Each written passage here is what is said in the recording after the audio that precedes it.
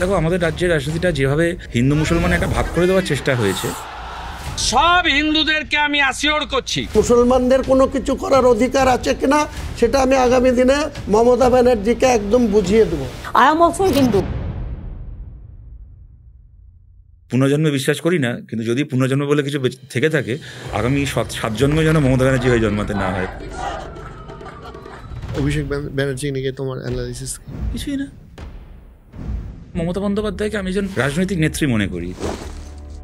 তাকে আমার ভালো লাগুক খারাপ লাগুক, তাকে আমি সমর্থন করি না করি, but she is a leader. रोशनी चाँद से होता है, सितारों से नहीं, मोहब्बत तृणमूल से होता है और किसी से नहीं।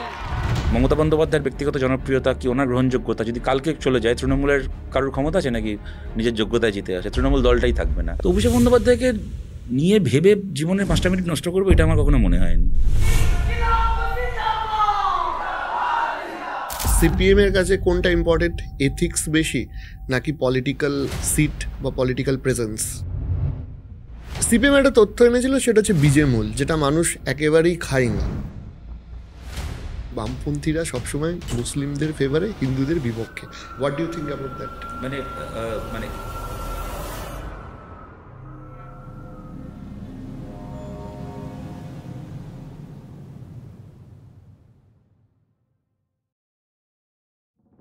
শতরূপ ঘোষকে তো আপনারা সবাই চেনেন। বামপন্থা, বামপন্থীদের ভোট পলিটিক্স, সেগুলো নিয়ে আলোচনা হবে, একটা দারুণ জমজমাট আড্ডা। তবে অনুষ্ঠান শুরুর আগে এই এপিসোডের স্পন্সর বিরিয়ানিজমকে আমি ধন্যবাদ জানাই, যার একটি ভেরি ফেমাস বিরিয়ানি ব্র্যান্ড শ্রীরামপুরে 5 তলা একটি বিরিয়ানি আউটলেট তারা খুলেছে, which is one of the largest biryani outlet in entire Bengal. তো সেখানে যারা বিরিয়ানি লাভার আপনারা আসতে পারেন। এছাড়া মাহেশেও তাদের একটি আউটলেট রয়েছে, আমি বিরিয়ানিজমের অ্যাড্রেস ডিসক্রিপশানে দিয়ে দিলাম, আপনারা সেখান থেকে জায়গা থেকে চলে আসতে পারেন। তবে এই বিরিয়ানির গল্প ছেড়ে চলুন একটু বামপন্থী নেতা কিংবা সিপিআইএম নেতা শতরূপ বাবুর গল্প শোনা যাক।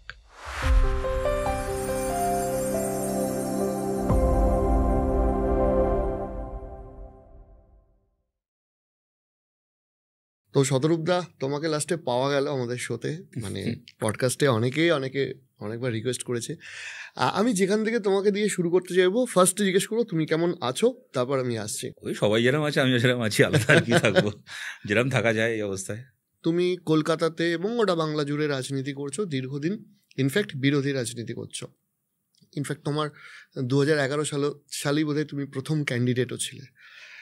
এই কটা দিন বিরোধী একজন দলনেতা হিসাবে তুমি মমতা বন্দ্যোপাধ্যায়কে দেখলে, মমতা বন্দ্যোপাধ্যায় নিয়ে তোমার অ্যানালাইসিসটা কি? দেখো, মমতা বন্দ্যোপাধ্যায়কে তুমি আমাকে যদি জিজ্ঞেস করো, মমতা বন্দ্যোপাধ্যায়ের মতো জননেত্রী মানে বাংলায় কেন ভারতে খুব কম জন্মেছেন, মানে স্বাধীনতার পর থেকে, এই নিয়ে কোনো সন্দেহ নেই। এবং ওনার যে মাস অ্যাপিল, মাস ক্যারিজমা, তার কোনো তুলনা হয় না। এটা আমাকে স্বীকার করতেই হবে, বা এটা স্বীকার না করারও কিছু নেই। এবার দেখো কতগুলো ব্যাপার। প্রথম কথা হচ্ছে, তুমি যদি আমাকে জিজ্ঞেস করো আমি কী কারণে ওনাকে সম্মান করি, এবং এটা আমি কোনো ব্যঙ্গ করছি না, আমি তোমাকে সত্যি খুব আন্তরিকভাবে এটা বলছি। প্রথম কথা হচ্ছে, দেখো তুমি যদি দেখো আমাদের দেশের, মানে আমাদের সোসাইটি যেরকম, আমাদের আর 5টা ক্ষেত্রের মতো রাজনীতিতেও একটা খুব গভীরভাবে একটা পিতৃতন্ত্র আছে, এই নিয়ে তো কোনো সন্দেহ নেই। একটা ডিপলি প্যাট্রিয়ার্কাল একটা সোসাইটি আমাদের, এবং পলিটিক্সও তার বাইরে নয়। সেখানে মমতা বন্দ্যোপাধ্যায় একজন মহিলা হয়ে, মানে কোনো রকম কোনো মানে ডাইনাস্টিক কোনো প্রিভিলেজ ছাড়া, মানে ওনার বাবা কাকা যে কোনো বড় নেতা ছিলেন, বা ইভেন তারা যে খুব কোটিপতি বড়লোক ছিলেন বা সামাজিকভাবে খুব ইনফ্লুয়েন্সিয়াল মানুষ ছিলেন, তাও নয়। অত্যন্ত সাধারণ একটা পরিবার থেকে এসে মমতা বন্দ্যোপাধ্যায় যেখানে নিজেকে প্রতিষ্ঠিত করেছেন, এবং একজন মহিলা হিসেবে যে সাফল্য পেয়েছেন, মানে আমি মহিলা হিসেবে বলবো না, কিন্তু মহিলা হিসেবে আমি এই কারণে কথাটা বলছি, কেননা এই যেটা আমি বললাম, পিতৃতান্ত্রিক একটা ব্যবস্থা, একজন মহিলার লড়াই তো অনেক কঠিন একজন পুরুষের থেকে। সেখানে উনি যেভাবে সাফল্য পেয়েছেন, নিশ্চয়ই এটা একটা বিরাট একটা সাকসেস স্টোরি, এই নিয়ে কোনো সন্দেহ নেই। এবং আমি সেখানে আরেকটা কথাও ওনার ব্যাপারে বলবো, ধরো জয়ললিতা বলো, কি মনে করো মায়াবতী বলো, কি উমা ভারতী, আমাদের দেশে আর যে মহিলা আজ অব্দি, কি শীলা দীক্ষিত, কি এখন দিল্লিতে যিনি মুখ্যমন্ত্রী হয়েছেন, যারাই ধরো মুখ্যমন্ত্রী হয়েছেন, প্রত্যেকেরই একটা তৈরি দল ছিল। তারা কেউ কংগ্রেসের, কেউ বিএসপি, কেউ হচ্ছে AIADMK, মানে অন্য কারোর তৈরি করা দল, কি আর চলে আসা একটা দল, তারা নেতৃত্বে এসছেন এবং তারা মুখ্যমন্ত্রী হয়েছেন। কিন্তু মমতা বন্দ্যোপাধ্যায়, আমার তো মনে পড়ছে না মানে ভারতে এরকম আর কোনো উদাহরণ আছে কি না, একজন মহিলা নিজে একটা দল তৈরি করে একটা রাজ্যের মুখ্যমন্ত্রী হলেন। সেটা খুব সম্ভবত উনি ছাড়া আমার তো মাথায় আসে না আর কোনো নাম আছে কিনা।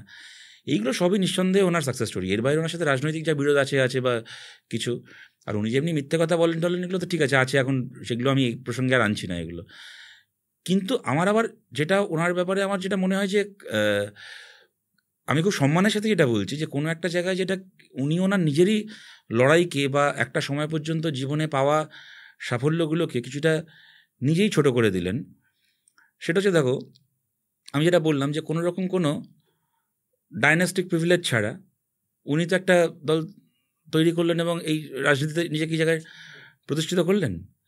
করে এমন একটা দল বানালেন যেখানে ওনার পরের নেতা কী হলো না, ওনার রক্তের সম্পর্কে ভাইপো, তাই না? মানে আমি বলছি যে বংশবাদের বিরুদ্ধে উনি একটা আইকন হতে পারতেন আমাদের দেশের রাজনীতিতে, উনি নিজের দলটাকে আবার সেই ডাইনাস্টিক সিস্টেমেই আবার প্রতিষ্ঠিত করলেন, সেই বংশবাদটাকে নিজের দলে প্রতিষ্ঠিত করলেন এসে, তাই না? ওনার দলে যে ওনার ভাইপোর থেকে যোগ্য নেতা ছিল না এমন তো নয়। মানে আমার বিশ্বাস তৃণমূলের যে কোনো মিউনিসিপ্যালিটিতে এরকম 5-6 জন করে কাউন্সিলর থাকবে যাদের যোগ্যতা অভিষেক ব্যানার্জির থেকে অনেক বেশি।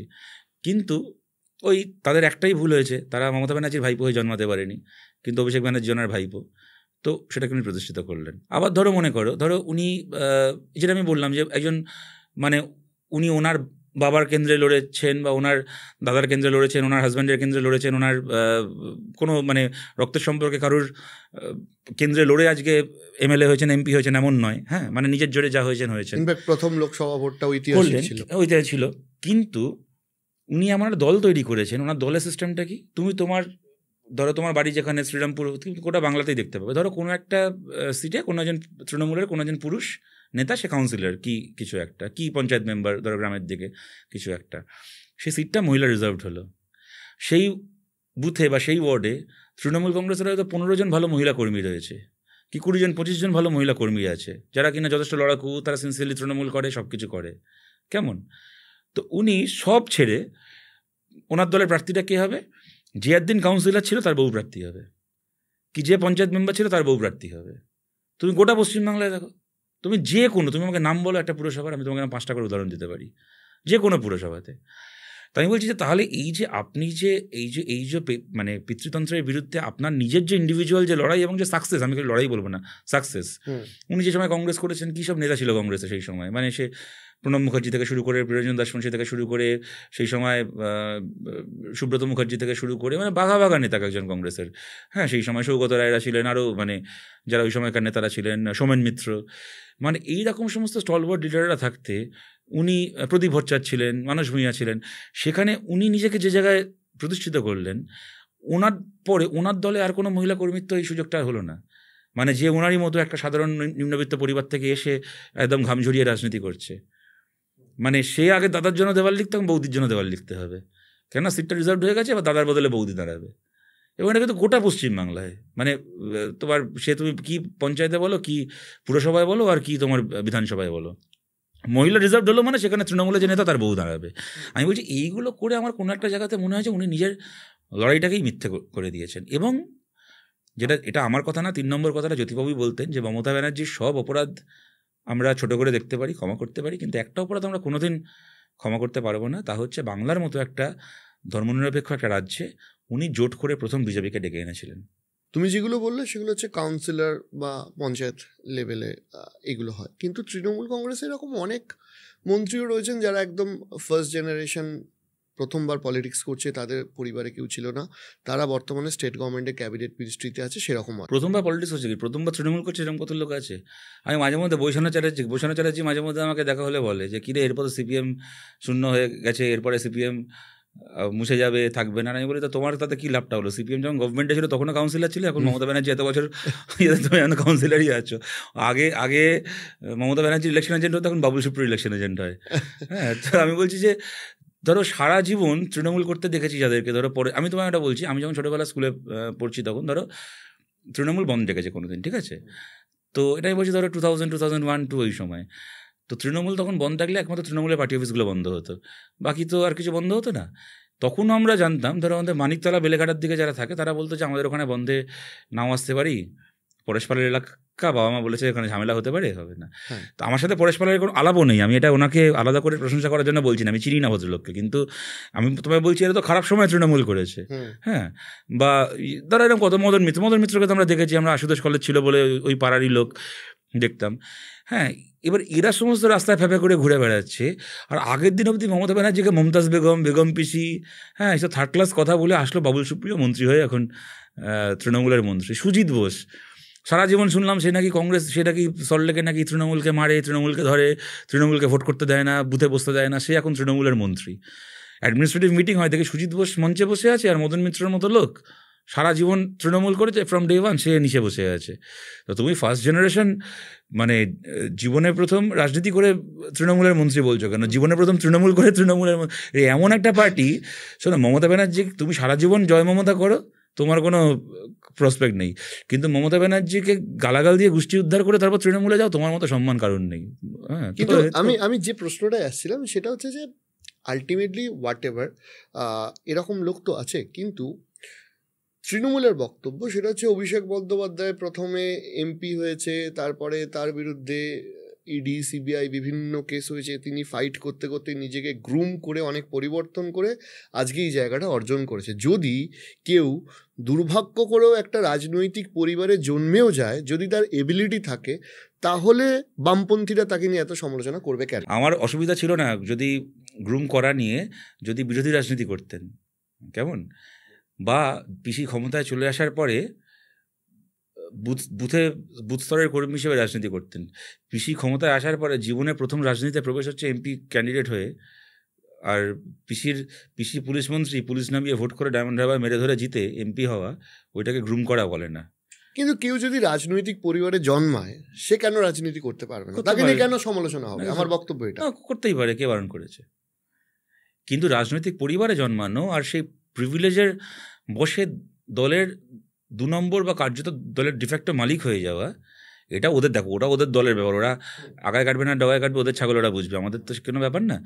কিন্তু আমি এইটা বলছি যে ধরো একটা রাজনৈতিক দলের কর্মী হিসেবে উঠে আসা আর একটা দলে নেতা হিসেবে ওপর থেকে প্যারাশুটেড হওয়া, কেননা তুমি হচ্ছে একজনের ভাইপো কি একজনের নাতি কি একজনের ছেলে, দুটোর মধ্যে তফাৎ আছে, ওই নিয়ে তর্ক করে আর লাভ কি আছে? তা তৃণমূলের নাম্বার 2 নিয়ে তোমাদের, অভিষেক ব্যানার্জি নিয়ে তোমার অ্যানালাইসিস কি? কিছুই না। অভিষেক ব্যানার্জিকে নিয়ে দেখো, আমি মমতা বন্দ্যোপাধ্যায়কে নিয়ে আমি তোমার এটা বললাম কেন, মমতা বন্দ্যোপাধ্যায়কে আমি একজন রাজনৈতিক নেত্রী মনে করি, তাকে আমার ভালো লাগুক খারাপ লাগুক তাকে আমি সমর্থন করি না করি, but she is a leader. তো অভিষেক বন্দ্যোপাধ্যায়কে নিয়ে ভেবে জীবনের 5টা মিনিট নষ্ট করবো, এটা আমার কখনো মনে হয়নি। ওকে নিয়ে আবার কি অ্যানালিসিস থাকবে? তৃণমূলে তুমি আরও 5 জনকে নিয়ে জিজ্ঞেস করতে পারো, আমি ভেবে চিনতে বলতে পারি। তুমি যদি আমাকে জিজ্ঞেস করো ববি হাকিমের কথা, কি যদি কল্যাণ ব্যানার্জির কথা, কি মদন মিত্রের কথা, কি অরূপ বিশ্বাসের কথা, ভালো মন্দ আমি ভেবে দেখতে পারি যে ঠিক আছে তারা জীবনে কিছু না কিছু করেছি। জীবনে করলোটা কি, মানে মাথার উপর থেকে পিসির নামটা সরিয়ে যদি জীবনে কোনো দিন একটা কাউন্সিলর হতে পারতো, তখন ভাবতাম তাকে নিয়ে অ্যানালিসিস করতে হবে।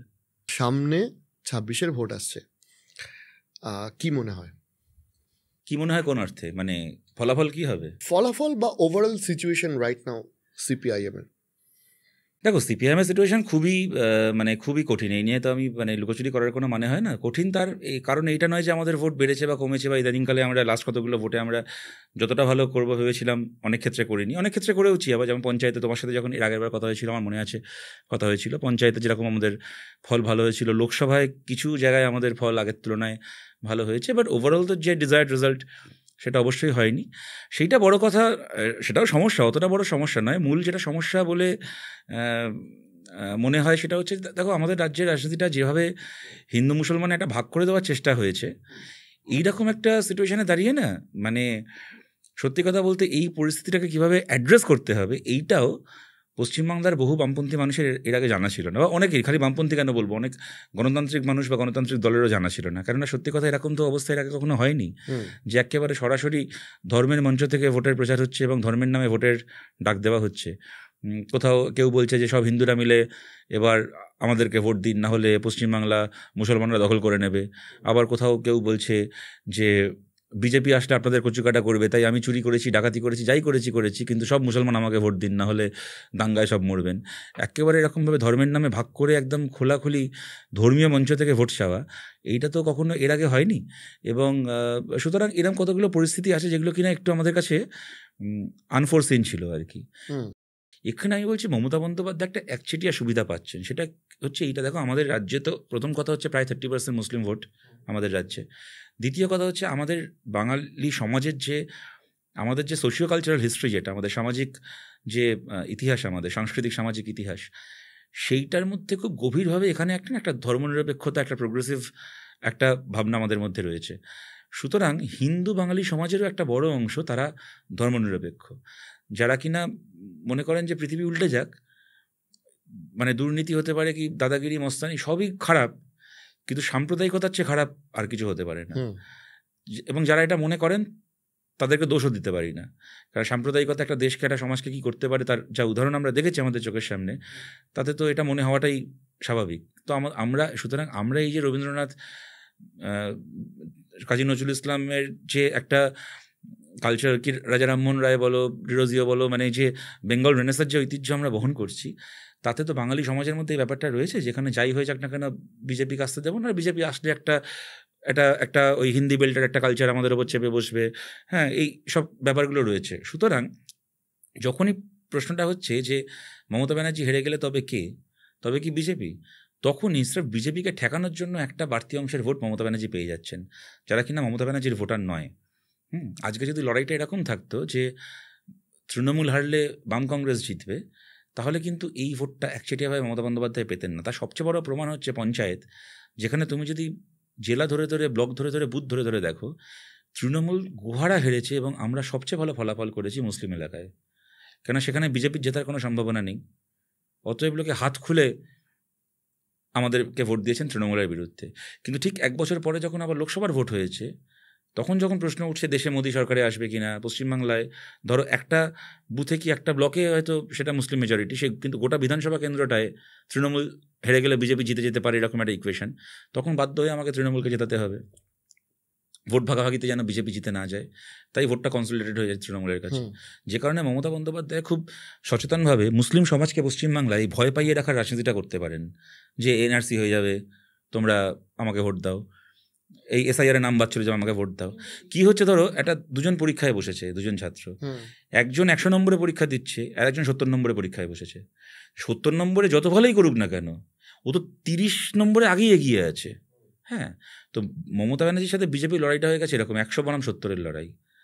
তো সেইখানে যদি লড়াইটা 100 বনাম 100 লড়াই হতো, তাহলে কিন্তু সত্যি বাংলায় হয়তো ফলাফলটা অন্যরকম হতে পারতো।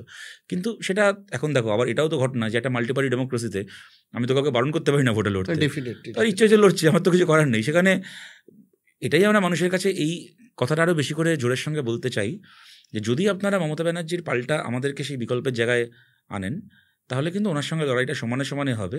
তাহলে এই বিজেপি আসলে দাঙ্গা হবে, অতএব সব ধর্মনিরপেক্ষ মানুষ আমায় ভোট দাও, এই ভয় দেখিয়ে মমতা ব্যানার্জি যে একটার পর একটা ভোট পার করছেন, সেটা করতে পারবেন না। এই জায়গাটা মানুষের মনে বামফ্রন্ট করবে কি করে? কারণ ভোট যেটা গ্রাউন্ড লেভেলে যে কনসেন্ট্রেশনটা হচ্ছে, সেটা আমি বলছি, তুমি ইনফ্যাক্ট বললে যে যারা মনে করছে যে বিজেপি ধর্মনিরপেক্ষ নয়, আমি বিজেপি আসতে দেবো না, তারা তৃণমূলকে ভোট দিচ্ছে। আর যারা মনে করছে যে এবার তৃণমূলকে সরাতে হবে, তুলনায় বিজেপি বেশি ক্ষমতাবান, তারা বিজেপিকে ভোট দিচ্ছে। ফলে পোলারাইজেশন অফ ভোট তো এই মুহূর্তে টিএমসি এবং বিজেপির দিকেই ফলো হয়েছে। তাহলে বামফ্রন্ট জায়গাটা করবে কি করে? দুটো কথা। প্রথম কথা হচ্ছে যে যারা মনে করছেন বিজেপি খুব ক্ষমতাবান, বিজেপির ক্ষমতার কোন প্রমাণটা পেলেন গত 10-11 বছর? আমরাও ভেবেছিলাম খুব ক্ষমতাবান, ক্ষমতার কোন প্রমাণটা পেলেন? দেখো ভাই, অনেক তো আলোচনা হলো, অনেক কিছু থিওরি ইত্যাদি হলো। বাংলা রাজনীতি এখন একটা এমন অদ্ভুত সার্কাসের জায়গা হয়ে গেছে।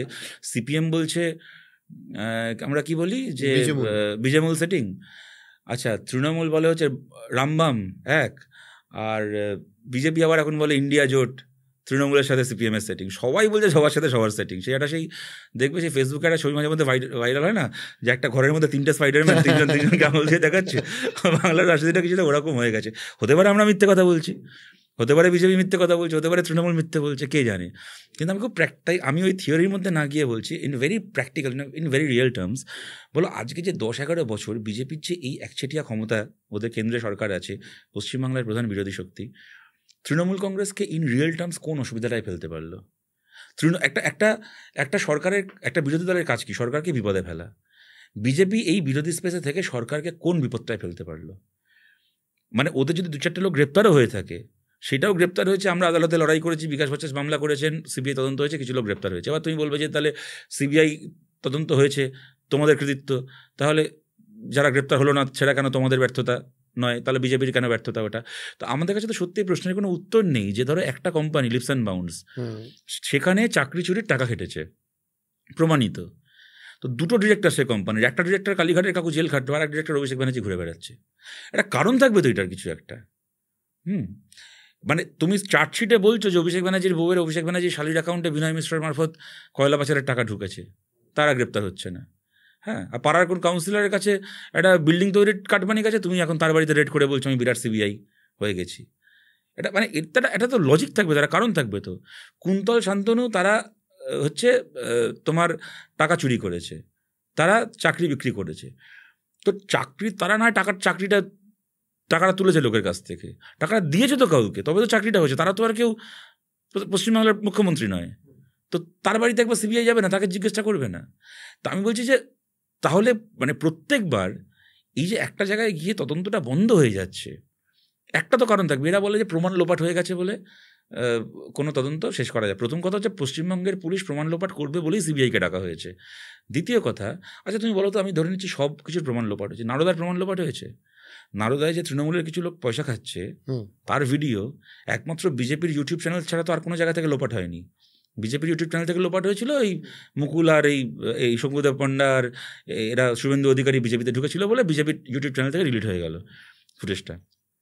সেটা বাদ দিয়ে ভিডিও তো অ্যাভেলেবেল, তো সুতরাং তার তো প্রমাণ লোপাট হয়নি। তাহলে কেন আজকে পর্যন্ত এই চোরগুলো জেল খাটলো না? কি কারণ থাকতে পারে? আমি বলছি এই যে নারদার ভিডিও সম্ভবত 2016 আগে এসেছিল, এবং 16-তে একটা তখন হাওয়া উঠলো যে বাম কংগ্রেস জোট ক্ষমতায় আসছে, এবং পরবর্তীকালে দেখা গেল তৃণমূল 200+, এবং এতগুলো দুর্নীতির ইস্যু। সাধারণ মানুষের মনে বামপন্থীদের এই প্রশ্নগুলো প্রভাব ফেলছে না কেন? এটা কি সিপিএমের মেকানিজমের কোনো অভাব থাকছে? দেখো, মেকানিজমের অভাব থাকতে পারে, কিন্তু 2016-এ তো আমরা ইদানিংকালের মানে ধরো আর 5টা ভোটের থেকে তো আমরা বেটার ভোট রেজাল্ট করেছিলাম। 2016-এ তো বিজেপি সেই অর্থে ছিলই না পশ্চিমবাংলায়, মানে জিততেই পারলো না। বোধহয় ওদের 3জন এমএলএ জিতেছিলেন, দিলীপ ঘোষ এখানে, আর বোধহয় পাহাড়ে ডুয়ার্সে 2জন জিতেছিলেন। এবং সবচেয়ে বড় কথা হচ্ছে যে ধরো 2016-এ যেটা হয়েছিল পশ্চিমবাংলায়, বোধহয় আমার এই মুহূর্তে সংখ্যাটা খেয়াল নেই, তখন মনে ছিল 94টা না 95টা এরকম সিট ছিল, যেখানে 5000-এর কম ডিফারেন্সে আমরা হেরেছি। আর বিজেপি সেই সমস্ত সিটে 15-20 হাজার করে ভোট পেয়েছে, মানে বিজেপির জমানত বাজেয়াপ্ত হয়ে গেছে। হ্যাঁ, কিন্তু ওই যে ভোটটা ওরা পেয়েছে তার একটা ছোট্ট অংশ আমরা পেলে সেবার গভর্নমেন্ট পাল্টে যায়। মমতা বন্দ্যোপাধ্যায় 5 বছরের মুখ্যমন্ত্রী হতেন পশ্চিমবাংলায়, 16 সরকার পাল্টে যেত, হলো না। যাই হোক, সে ঠিক।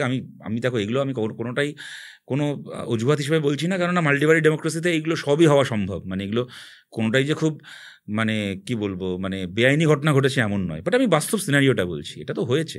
সেই কারণেই আমরা চাই যে তৃণমূল বিরোধী ধর্মনিরপেক্ষ ভোটগুলোকে একটা জায়গায় আনতে, যাতে কিনা সত্যি সত্যি সরকারটাকে পাল্টানো যায়। আমি আরেকটা অ্যাসপেক্টে আসি, সেটা হচ্ছে ইন্ডি জোট বা ইন্ডিয়া জোট অ্যালায়েন্স। সেখানে দেখা যাচ্ছে সিপিএম এবং তৃণমূল একই মঞ্চে, আবার রাজ্যে বিরোধিতা করছে। মানুষের মনে তো এটাও প্রশ্ন আসতে পারে যে সিপিএম এখানে দ্বিচারিতা করছে। দেখো, রাজ্যে বিরোধিতা আছে, কেন্দ্রে আমরা একই মঞ্চ শেয়ার করেছি, এরকম অতীতে বহু ক্ষেত্রে হয়েছে, কংগ্রেসের সাথে বহু ক্ষেত্রে হয়েছে, কেরালাতে আজও সেই পরিস্থিতির নতুন কিছু না। তবে ইন্ডিয়া অ্যালায়েন্সের ক্ষেত্রে তুমি যদি বলো, দেখো ভাই, আমি ওরকম আমার সাধারণত অভ্যাসের মধ্যে পড়ে না যে আমি খুব ঘুরিয়ে পেঁচিয়ে মানে কথা জাগলারি করে উত্তর দেবো। আমি তোমাকে খুব সোজাসুজি বলছি, এটা আমাদের একটা কম্পালশন। সারা জীবন সমস্ত বিজেপি বিরোধী মঞ্চে আমরা থেকেছি স্বাধীনতার পর থেকে। মমতা বন্দ্যোপাধ্যায়ের দলেরই বরং সেখানে এন্ট্রিটা নতুন, উনি একসময় ইন্ডিয়াতে ছিলেন, আমরা তো কোনো কালে থাকিনি।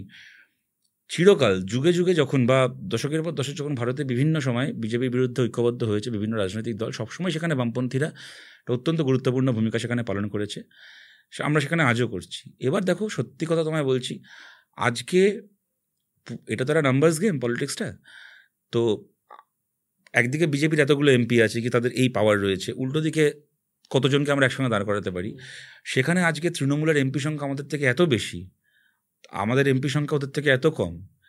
আমরা যদি বলি আজকে এখানে যে তৃণমূল থাকলে আমরা থাকবো না, তো আর 5টা দল বলবে তাহলে আর কি করবো, থাকলে ভালো হতো, কিন্তু তারা না থাকলে না থাকবেন। তোমার সোজা কথা বলছি, মানে তাদের দোষও না, আমরা হলে আমরাও তাই বলতাম যদি কংগ্রেসের জায়গায় কি আর 5টা দলের জায়গায় আমরা থাকতাম। তো আমরা আজকে we are not in a position to say যে তৃণমূল থাকলে আমরা থাকবো না, অতএব আমাদের কিছু করার নেই এখানে। কাল যদি এরকমের পরিস্থিতি হয় যে আমাদের এমপির সংখ্যা বেশি হলো, তৃণমূলের কম হলো আমাদের থেকে, তাহলে ইন্ডিয়া জোটের বৈঠকে বসা কেন, ইন্ডিয়া জোটের বাইরে যেন জুতো পাহারা দেওয়ার দায়িত্ব না পায় তৃণমূল কংগ্রেস, আমরা সেই চেষ্টাও করব। কিন্তু এখনো পর্যন্ত যতক্ষণ সেই সংখ্যাটা যতক্ষণ না হচ্ছে কি করতে পারি।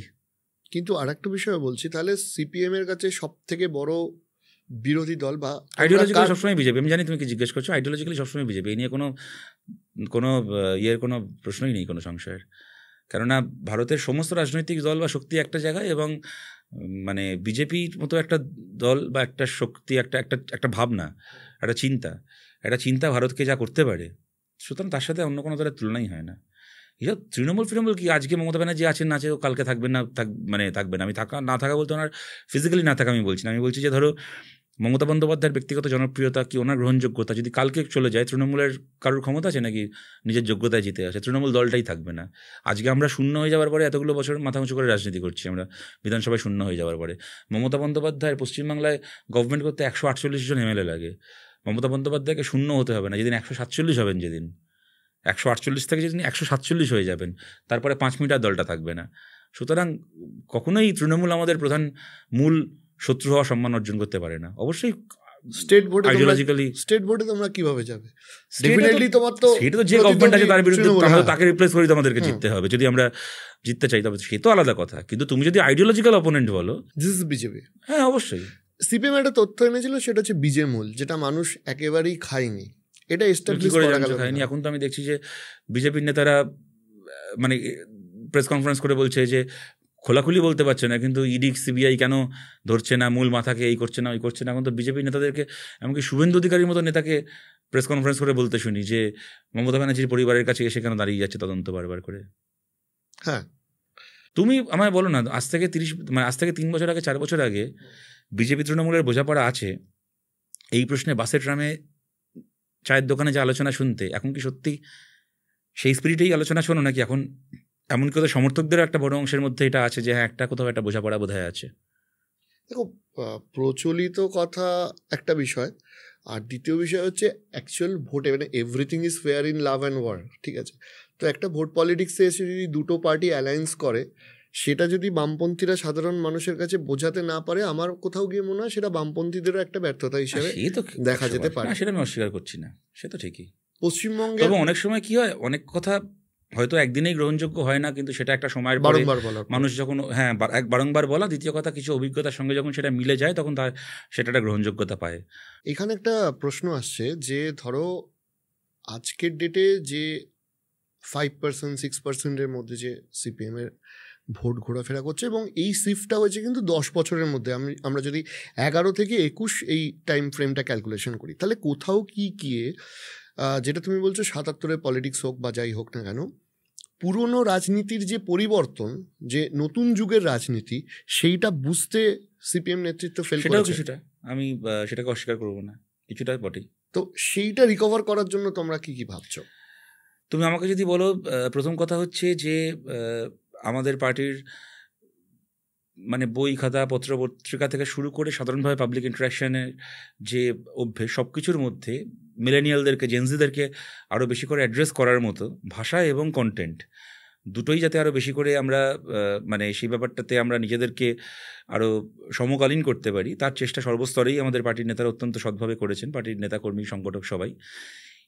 এবং মেন স্ট্রিম মিডিয়া, দেখো আমরা দেখেছি ভারতে এবং আমাদের বাংলায় তো বটেই, ভয় এবং ভক্তিতে যেভাবে মেন স্ট্রিম মিডিয়া একপেশাভাবে বিক্রি হয়ে গেছে, তাতে একটা সময় পর্যন্ত আমাদের কাছে এটা একটা বিষয় ছিল যে আমরা বুঝতে পারছিলাম না যে ধরো কোথাও কেউ একটা 25টা লোক নিয়ে মিছিল করলো সেটা খবর হচ্ছে, আর কোথাও বামপন্থীরা 25,000 মানুষ নিয়ে মিছিল করলো সেটা খবরে নেই। তো এইটাকে কীভাবে হাউ টু অ্যাড্রেস দিস, কিন্তু আজকে দাঁড়িয়ে আমরা বলতে পারি একটা সময়ের পরে আমরা ঠিক করেছিলাম যে এটার ওপর আর নির্ভর করে থাকা চলবে না। আজকের দিনে দাঁড়িয়ে আমরা বলতে পারি, মানে আমি খুব খারাপভাবে বলছি, মানে we don't give a dam যে আমাদের কোন মিটিং মিছিলের খবর কোন বড় চ্যানেল করলো কি খবরের কাগজে বার করলো। আমাদের সোশ্যাল মিডিয়া আমরা সেই সক্ষমতা অর্জন করেছি যে আমাদের কোনো কর্মসূচি, আমাদের কোনো বক্তব্য, আমাদের কোনো লড়াইয়ের কথা আমরা সরাসরি মানুষের কাছে পৌঁছে দিতে পারবো। এবার সেইটা পৌঁছে দেওয়ার পরে সেই মানুষ তিনি সমর্থন করবেন কি করবেন না, তিনি সেটাতে আমাদের সাথে একমত কি হবেন না সেটা অন্য প্রশ্ন, কিন্তু আমাদেরকে ব্ল্যাক আউট করা যাবে না ফ্রম পাবলিক পারসেপশন, সেটা রয়েছে। এবং একটা তোমায় বলছি, দেখো এটা পার্টির ভেতরেও অনেক দিন ধরে বলেছি আমি এবং আমার মতো অনেকেই বলেছেন, এবং যেটা গোটা পার্টিও সেই ব্যাপারে মোটামুটি একমত। তৃণমূল এবং বিজেপির যা দোষ ত্রুটি দুর্বলতা, দেখো একটা গণতন্ত্রে যেখানে একটা প্রতিযোগিতামূলক একটা মানে ইলেকট্রাল সিস্টেম, সেখানে তোমার মানে বিরুদ্ধে যে আছে, বিরোধী যে, তার দোষ ত্রুটি দুর্বলতা নিয়ে সমালোচনা করতেই হবে, আলোচনা করতেই হবে, নিন্দে করতেই হবে, তুলে ধরতেই হবে, সেটা কাজ একটা বিরোধী দল হিসেবে আমাদের। কিন্তু আগে এরকম ছিল যে সেটাই আমাদের কথার 90% কি 95% জায়গা অকুপাই করতো, এবং মানে দ্যাট ইজ মোর সো, কেননা আমরা এই মুহূর্তে বিরোধী রাজ্যের। সুতরাং সরকারের সমালোচনা, সরকারের ভূমিকার সমালোচনা, তাদের দুর্নীতি থেকে শুরু করে এই সব কিছুর সমালোচনা, এটাই হয়তো আমাদের কথার 90-95% সময় নিয়ে নিত। কিন্তু আমরা এখন এটা খুব সচেতনভাবে করতে চাই, এবং আমরা করছিও, যে ওদের সমালোচনার থেকেও বেশি আমরা নতুন what we bring to the table, নতুন বাংলার তৈরি করার জন্য, নতুন দিনের নতুন ছেলেমেয়েদের জন্য একটা সুস্থ একটা রাজ্য, একটা সুস্থ দেশ তৈরি করার জন্য আমাদের কংক্রিট কী কী পলিসি রয়েছে, আমরা কী কী করতে চাই, আমাদের সেই বিকল্প যে মডেলটা, আমাদের যে অল্টারনেটিভগুলো, সেইগুলোকে নিয়ে আমরা আরও বেশি করে কথা বলতে চাই, সেগুলোকে আরও বেশি করে মানুষের সামনে আনতে চাই। নতুন মানুষের সাথেও আমরা সংযোগ স্থাপন করতে চাই। নতুন ভোটার খালি নয়, নতুন ভোটার তো অবশ্যই, যারা পুরনো ভোটারও, যারা অতীতে আমাদেরকে সমর্থন করেননি। কারণ দেখো, নতুন আজকে আমি যদি বলি যে আমার ভোট বাড়াতে হবে, তুমি যেটা 7% বললে, একদিকে হিসেবটা ঠিক, আবার এই হিসেবটার মধ্যে একটা গণ্ডগোলও এইটা আছে। ধরো তৃণমূল বা বিজেপি 294টা আসনে লড়াই করে পশ্চিমবাংলায়, সুতরাং তারা জিতু হারুক 294টা আসন থেকে মোট তারা যত ভোট পাচ্ছে সেটাকে দিয়ে ওদের টোটাল ভোটের পার্সেন্টেজ ক্যালকুলেট করা হয়। সিপিআইএম দল হিসেবে তো 294টা আসনে লড়াই করে না, বামফ্রন্টের অন্যান্য শরিক দল রয়েছে, কংগ্রেস রয়েছে, আইএসএফ রয়েছে, কতগুলো ভোট আমরা তাদেরকে বহু আসন ছেড়ে বাকি আসনে সিপিআইএম লড়েছে। সুতরাং সিপিআইএমের ভোটটা আসছে ওই কটা আসন থেকে, তৃণমূল বা বিজেপির অনেক বেশি আসন থেকে ভোটটা আসছে, তাতেও তারা আমাদের থেকে অনেক বেশি ভোট পেয়েছে। আমি কিন্তু এই কথাটা এই কারণে বলছি না যে আমরা ওদের থেকে পিছিয়ে নেই এটা বলার জন্য, আমরা অবশ্যই পিছিয়ে আছি, কিন্তু ওই সংখ্যাটা হয়তো 7%টা এখানে একটা হিসেবের একটা অ্যানোমালি আছে, যাই হোক, বাট সেটা কত 7টা 10 হতে হয়তো কি তার বেশি তো না, আমরা সেদিক থেকে পিছিয়ে আছি, এই নিয়ে কোনো সন্দেহ নেই। নিবে যেটা আমি বলছি, যে আমি যদি মনে করি আমাকে এই ভোটের পার্সেন্টেজটা বাড়াতে হবে, কি আমাকে ভোট বাড়াতে হবে, আমাকে সিট পেতে হবে, তাহলে তো নতুন মানুষ তো আর কুমোরটুলিতে অর্ডার দিয়ে তৈরি হবে না। যে অতীতে আমাকে ভোট দেননি তারই একটা অংশকে আমাদেরকে অর্জন করতে হবে। সেইখানে আমি তোমায় বলছি খুব সৎভাবে, কিছু ক্ষেত্রে না আমাদের মধ্যেও একটা সংকীর্ণতা রয়েছে, আমাদের মধ্যে, আমাদের পার্টির বহু কর্মীর মধ্যে, বহু নেতার মধ্যে। হয়তো আমি নিজেকে ধরেই সেটা বলছি, যে কেউ হয়তো কোনো দিন কোনো একটা প্রশ্নে আমার বিরোধিতা করেছিল, তো আমি 7 জন্মের জন্য তাকে আমার শত্রু ভেবে নিয়েছি। হ্যাঁ, তো এই সংকীর্ণতাগুলোকে আমাদেরকেও কাটিয়ে উঠতে হবে, এবং আমাদেরকে এটা মাথায় রাখতে হবে যে সিপিআইএম যারা করেন তারাই একমাত্র পৃথিবীর ভালো মানুষ নন। সিপিআইএমের বাইরেও বহু মানুষ আছেন, হয়তো আমাদের 5টা প্রশ্নে আমাদের বিরোধিতা করেছেন অতীতে, এরকমও অনেক মানুষ আছেন যারা কিনা basically they are well meaning people. তারা হয়তো ধর্মনিরপেক্ষতার পক্ষে, তারা হয়তো একটা সুস্থ গণতন্ত্রের পক্ষে, তারা দুর্নীতির বিরুদ্ধে, তারা একটা মোটামুটি একটা মানুষের ভালো সম্পর্ক থাক, সুখে শান্তিতে সবাই বসবাস করুক, এরকম একটা সামাজিক ব্যবস্থা চান। সুতরাং এই মানুষদের সাথেও আমাদের নতুন করে বন্ধুত্ব স্থাপন করতে হবে। মানে এইরকম যেন ব্যাপারটা এরকম না হয়ে যায় যে মানে গতকাল যে আমাকে হয়তো 5টা প্রশ্নে বিরোধিতা করেছিল, আজকে তার যদি আমাকে 2টো প্রশ্নে সমর্থনযোগ্য মনেও হয়, তার প্রতি আমার একটা অসূয়া যেন তাকেই বার্তা না দেয় যে আমার দরজা আপনার জন্য বন্ধ। এবং আমি বলছি এটা অনেক ক্ষেত্রে হয়, এটা অনেক ক্ষেত্রে হয়, আমি সেটা জানি, আমরা সবাই এটা জানি, এবং এটা কোনো মতেই এটা হওয়া উচিত না। আমার খুব খারাপ লাগে যখন দেখি, মনে করো ধরো কেউ একজন, তিনি সেলিব্রিটি হতে পারেন, নন সেলিব্রিটি হতে পারেন, যে কেউ হতে পারেন, হয়তো সোশ্যাল মিডিয়াতে কখনো কোনো একটা বিষয়ে বা হয়তো পাবলিকলি কোথাও একটা হয়তো কোনো একটা প্রশ্নে ধরো তৃণমূলের সমালোচনা করেছেন কি বিজেপির সমালোচনা করেছেন, হতে পারে তিনি হয়তো কোনো সময় অতীতে আমাদেরও সমালোচনা করেছিলেন। আজকে যে সেই মানুষটা, ধরো আরজি করের ঘটনার সময় আমি বলছি, ধরো অপর্ণা সেন কি আরও কেউ তারা ওই আন্দোলনে জিতে গেছেন, তাদেরকে কিছু লোক গালাগাল দিয়ে পারলে ওখান থেকে তারা করেছে। এবার আমি বলছি যে কেউ যদি অতীতে দুটো প্রশ্নে আমার সাথে তার মত না মিলে থাকে, তাহলে সেই মানুষটা যদি আমার সাথে আজকে একই প্রশ্নে একটা অবস্থানে দাঁড়াতে চান, এটাকে কি আমি আমার জয় হিসেবে দেখব? এটাকে কি আমি আমার সাফল্য হিসেবে দেখব? নাকি এটাকে আমি আমার রেগে যাওয়ার কারণ হিসেবে দেখব? তবে রে তুই সেদিন আমাকে সাপোর্ট করিসনি, তাহলে তোর সাপোর্ট আজকে আমার চাই না, যা। মানে আমি বলছি এইটা কিন্তু অনেক ক্ষেত্রে হয় সোশ্যাল মিডিয়ায়। তাদেরকে মানে তখন না মূল শত্রু অনেক সময় দেখি যে অপ্রাসঙ্গিক হয়ে গেল। কোনো একজন সাধারণ মানুষ যদি আমাদেরকে 3টে প্রশ্ন আগে প্রশ্ন করে থাকেন, সমালোচনা করে থাকেন, সেই যেন আমাদের মূল শত্রু হয়ে গেল। হ্যাঁ, তাকে নিয়ে ট্রোলিং, সে কবে কি বলেছিল সে খুঁজে খুঁজে বার করে এনে, হ্যাঁ মনে নেই অমুক সালের অমুক তারিখে আপনি এটা বলেছিলেন, এখন বড় বড় কথা হচ্ছে, আজকে বাংলার এই অবস্থার জন্য আপনি দায়ী। আমি বলছি যে দেখো, আমি যখন তোমাকে এটা বলছি, আমি জানি না তুমি এটা পোস্ট করার পরে বা শেয়ার করার পরে হয়তো আমি হয়তো গাল খাবো, বাট আমি তোমায় বলছি যে এই প্রশ্নে আমাদের পার্টির মধ্যে বোঝাপড়ার কোনো মানে অসঙ্গতি নেই। আমাদের গোটা পার্টি এই প্রশ্নে একমত, এবং আমরা খুব খোলা মনে আমাদের মানে যারা সমর্থক আছেন বা সবাইকে এই বার্তা দিতে চাই যে এই সংকীর্ণতা, গৌতম দেব একটা কথা খুব বলতেন, যখন গৌতম দা খুব নিয়মিত মিটিং মিছিল করতেন, হ্যাঁ এখন শারীরিক কারণে অতটা পারেন না, গৌতম দেব একটা কথা খুব বলতেন যে শালিক পাখির কলিজা নিয়ে কমিউনিস্ট পার্টি করা যায় না, কমিউনিস্ট পার্টি করতে গেলে বাজ পাখির কলিজা লাগে। তো আমার মনে হয় ওই কথাটাকে মাথায় নিয়ে আমাদেরকে আরও নতুন বন্ধু তৈরি করতে হবে। ধরো বিজেপির তো একটা ভোট পার্সেন্টেজ ওরা তৈরি করেছে, সেটা 37 থেকে 40% কাছাকাছি ঘোরাফেরা করছে, এবং তৃণমূলের একটা এক্স্যাক্ট 45 আশপাশের ভোট রয়েছে।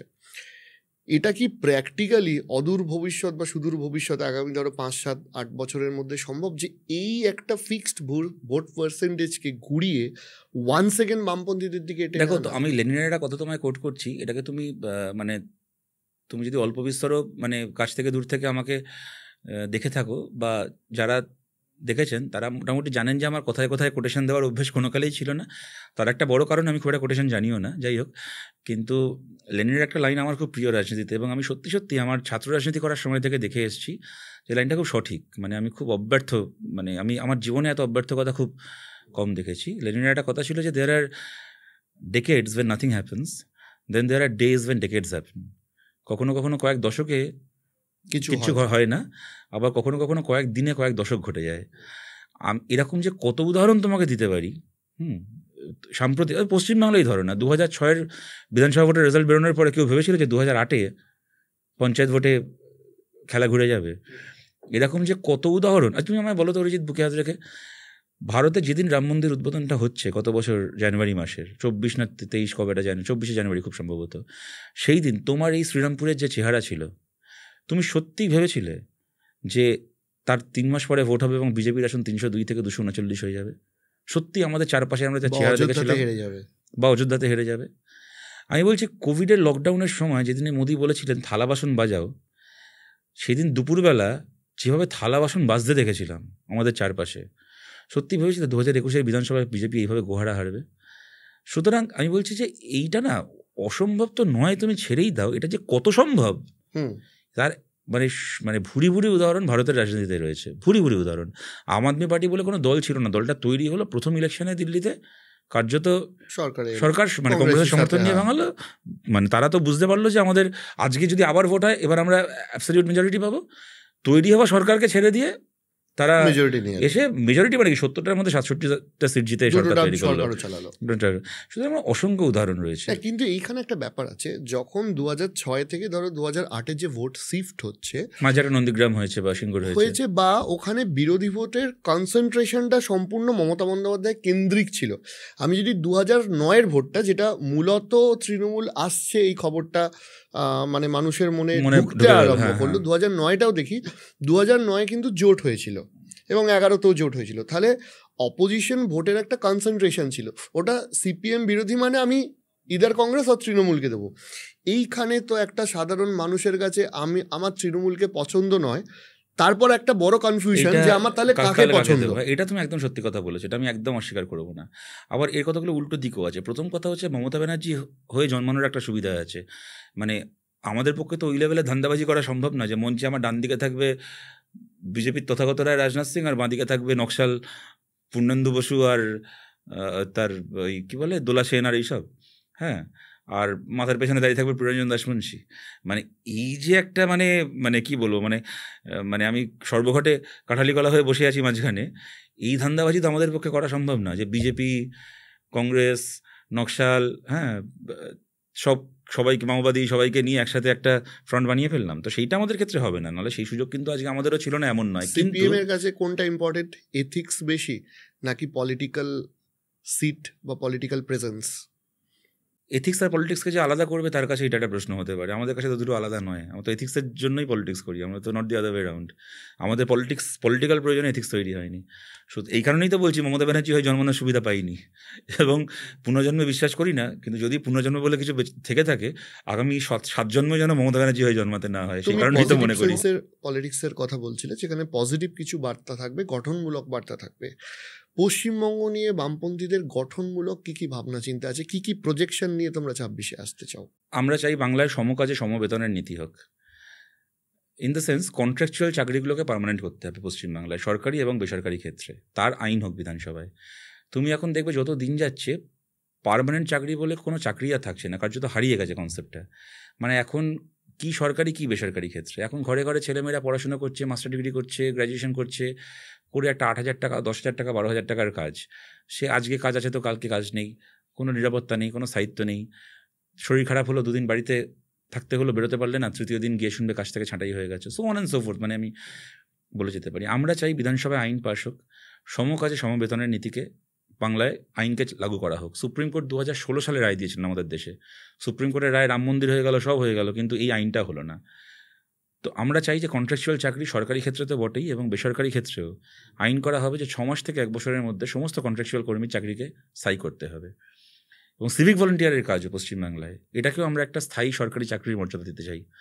সিভিক ভলেন্টিয়াররা পুলিশ হয়ে যাবে না রাতারাতি, কিন্তু তাদের কাজটাও একটা সরকারি কাজ হিসেবে স্বীকৃতি পাবে এবং সরকারের যা যা বেনিফিট, পেনশন হতে পারে, তার ডিএ হতে পারে, মেডিক্লেম হতে পারে, তার আওতায় সিভিক ভলেন্টিয়ারের কাজও আসবে। আমাদের দ্বিতীয় কথা। তৃতীয় কথা হচ্ছে পশ্চিমবাংলার তোমার প্রাইভেট স্কুলের মাইনে এবং প্রাইভেট হাসপাতাল, নার্সিংহোমের চিকিৎসার খরচা, এইটাকে নিয়ন্ত্রণ করতে হবে সরকারকে।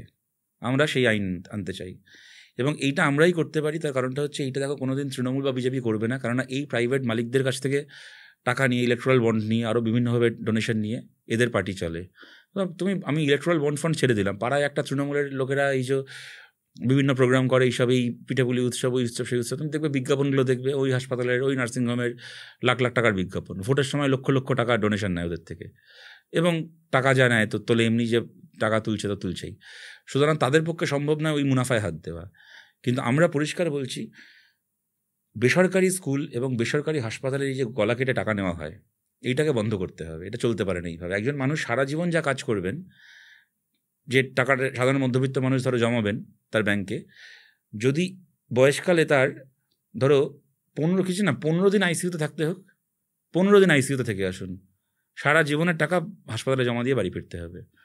সেরকম একটা ছেলেকে কি মেয়েকে একটা প্রাইভেট স্কুলে পড়াবেন, একদিকে সরকারি স্কুলগুলোর এই অবস্থা, হ্যাঁ, তার টিচার নেই, জাল টিচার, বছরে 4 মাস স্কুল বন্ধ থাকে, তার মধ্যে প্রাইভেটে যে বাবা মা পড়াবেন ছেলেকে মেয়েকে, একটা ছেলেকে কি মেয়েকে একটা প্রাইভেট স্কুলে ভর্তি করা মানে হচ্ছে যে বাড়িতে প্রত্যেক রোববার মাংস হতো, তার বাড়িতে এখন মাসে 2 রোববার মাংস হবে।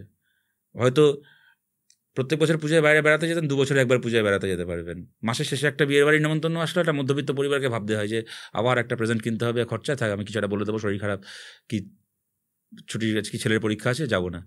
আমি বলছি এই যে একটা বলগাহীনভাবে এই টাকা নেওয়া, ব্যবসা করা শিক্ষা এবং স্বাস্থ্যের নামে, এইটাকে বন্ধ করার আইন আমরা বাংলায় আনতে চাই।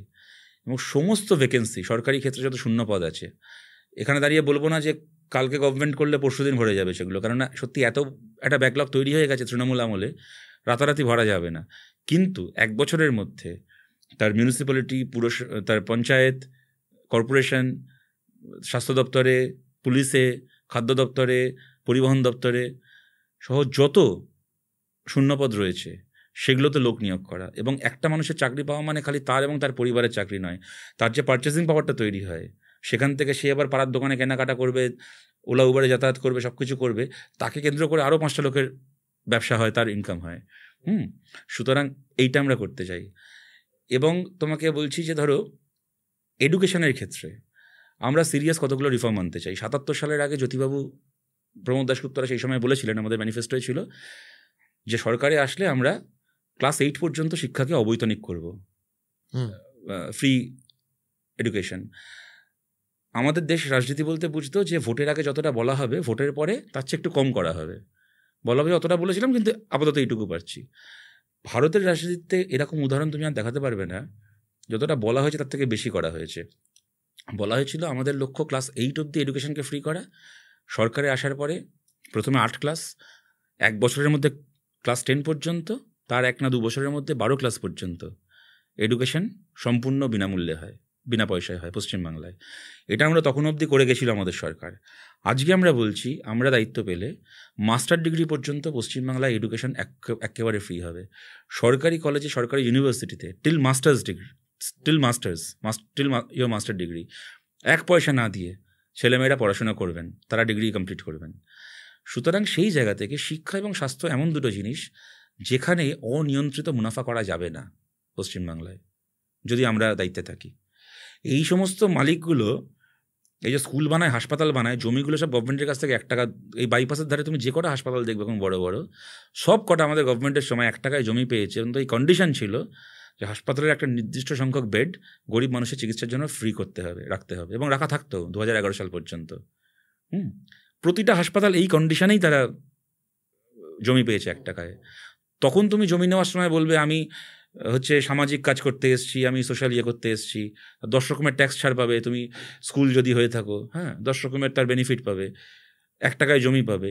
আর তারপরে মাইনে নেওয়ার বেলা তখন তুমি পৃথিবীর উৎকৃষ্টতম বেনিয়াদের মতো আচরণ করবে যে না, এই টাকা দাঁড়িপাল্লায় মেপে টাকা দাও, তবে তোমার ছেলেমেয়ের শিক্ষা হবে, তবে তোমার বাড়ির লোকের চিকিৎসা হবে। এইটা চলতে পারে না। মানে 2011 সাল পর্যন্ত এই সবকটা হাসপাতালে 10% বেড গরিব মানুষের জন্য বিনা পয়সায় চিকিৎসার জন্য রাখা ছিল। আরটিআইতে এই প্রভিশন রয়েছে প্রত্যেকটা প্রাইভেট স্কুলেও। ভারতের যে আরটিআই, যেটা ইউপিএ গভর্নমেন্টের সময় আমরা পাস করিয়েছিলাম, যে প্রতিটা প্রাইভেট স্কুলে একটা সার্টেন অ্যামাউন্ট অফ সিট রাখতে হবে গরিব পরিবারের ছেলেমেয়েদের জন্য বিনা পয়সার। কেন পশ্চিমবাংলা এমন একটা রাজ্য যেখানে এই ক্লজ মেনটেন করা হয় না? কেন হবে না এটা? ইনফ্যাক্ট তুমি এক্ষেত্রে দেখবে এই সিটগুলো যেগুলো রাখার কথা, কি বেডগুলো রাখার কথা হাসপাতালে, সেইগুলো এখন রাখা হয় না। তার বদলে ওই এলাকায় তৃণমূলের নেতার বাবার বিয়ের ফাংশন হবে, তখন দেখবে এই হাসপাতালগুলোর এই স্কুলের যে মালিক, তাদের কোম্পানির বড় বড় বিজ্ঞাপন সে লাখ লাখ টাকা সে তৃণমূলের নেতার বাবার বিয়েতে তখন চাঁদা বললে চাঁদা, ডোনেশন বললে ডোনেশন, কাটমানি বললে কাটমানি যাবে। সুতরাং এইটা পশ্চিমবাংলায় বরদাস্ত করা হবে না। এবং যে কথা আমরা বলতে চাই তা হচ্ছে এলাকায় যারা এমনকি ব্যবসা করছেন, ধরো কেউ প্রমোটিংয়ের ব্যবসা করছেন, কেউ কন্ট্রাক্টারি করছেন, তাদের সবাইকে বলতে চাই যে সিপিএম আপনার ব্যবসা শত্রু নয়। এমন না যে তৃণমূল থাকলে আপনার প্রমোটিং হবে, কি তৃণমূল থাকলে কন্ট্রাক্টারি হবে। আমরা থাকলে হবে, আরও ভালো করে হবে। যে আপনাকে ইলিগাল বিল্ডিং করতে হবে না, কেননা আজকে যে আপনাকে একটা বাড়তি ফ্লোর তুলে যে বাড়তি টাকাটা ইনকাম করছেন, আপনাকে ইনকামটা করতে হচ্ছে কারণ আপনাকে স্কোয়ার ফুট মেপে তৃণমূলকে টাকা দিতে হচ্ছে বলে। যদি আপনাকে স্কোয়ার ফুট মেপে সিপিএমের কাউন্সিলরকে আর এমএলএকে টাকা দিতে না হয়, তাহলে তো বেকার আপনাকে এত লুকোচুরি করে ইলিগাল বিল্ডিং তোলার দরকার পড়বে না, বাড়তি একটা ফ্লোরের দরকার পড়বে না। আপনি লিগালি কাজ করবেন, লিগাল বিল্ডিং তুলবেন, স্কোয়ার ফুট মেপে 1 নয়া পয়সা কোনো পার্টি অফিসে আর কোনো নেতার বাড়িতে পৌঁছে দিতে হবে না। আপনি সিভিল কন্ট্রাক্টর কাজ করবেন, আপনাকে 30% 40% টাকা তার জন্য চেয়ারম্যানের জন্য আর ভাইস চেয়ারম্যানের জন্য আর আমাদের কাউন্সিলরদের জন্য রেখে দিতে হবে না। আপনি ভালো মেটেরিয়াল ব্যবহার করে ভালো করে রাস্তার কাজ করবেন, ভালো করে ব্রিজের কাজ করবেন, 3 মাস 4 মাসের মধ্যে সে পেমেন্ট আপনার অ্যাকাউন্টে ঢুকে যাবে, কোনো কাটমানি দিতে হবে না, ভালো করে আপনি ব্যবসা করবেন। সিপিএম আপনার ব্যবসা শত্রু নয়, আরও ভালো করে ব্যবসা করতে পারবেন। এবং যতগুলো সামাজিক সুরক্ষা প্রকল্প চলছে, সেটা ধরো আমাদের সময় থেকে চলে আসা, সে বার্ধক্য ভাতা, বিধবা ভাতা, SC ST স্কলারশিপ হতে পারে, কি ধরো এই গভর্নমেন্টের আমলে শুরু হয়েছে লক্ষ্মীর ভাণ্ডার, কি কন্যাশ্রী, কি অন্য কোনো প্রকল্প হতে পারে। প্রতিটা প্রকল্প যেরকম চলছে সেরকম চলবে। একটা প্রকল্পের একটা বরাদ্দ বন্ধ হবে না। যেটা বন্ধ হবে সেটা হচ্ছে একটা প্রকল্প পেতে গেলে যে কাটমানি দিতে হয় লিস্টে নাম তোলার জন্য, কাটমানি বন্ধ হবে।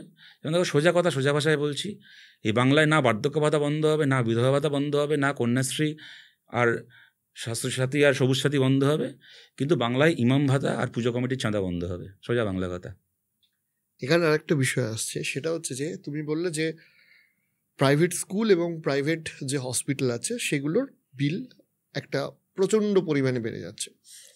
এইখানে না একটা মার্কেট ড্রিভেন পলিসি আর কমিউনিজমের একটা ক্ল্যাশ চলে আসে, যেখানে ধরো প্রাইভেট স্কুলের সলিউশন, কেন বামপন্থীরা এটা ভাবছে না যে সরকারি স্কুলটাকে বেটার করতে হবে, কিংবা প্রাইভেট হসপিটালের অপশন হিসাবে কেন শুধুমাত্র সরকারি হসপিটালই কনসেন্ট্রেট হচ্ছে না? কেন, আমি জাস্ট শেষ করিনি।